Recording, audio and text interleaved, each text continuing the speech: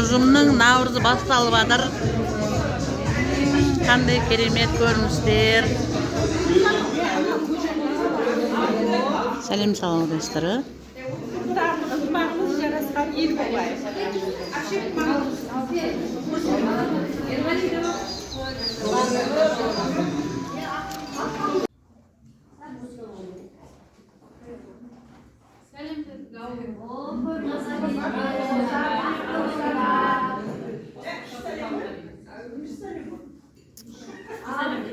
Құрметті ағайлар, келіндер, абысындар, бүгінгі наурыз мерекесі құтты болсын. Бүгін ынтымағы жарасқан ауыл екендігімізді көрсетіп жатырмыз.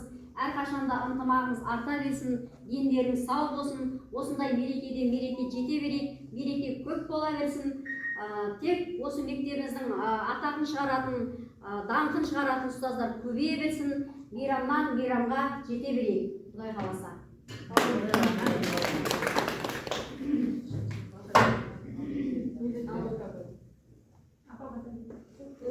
Онда олай болса бізде апамыз бүгін дастарханымызға бата беріп жіберсін. Әуелі Алла қолыңыздасын, еш жамандық болмасын, берекелі бақ болып, несібелерің артып, күн сайын дастархандарың мол болсын.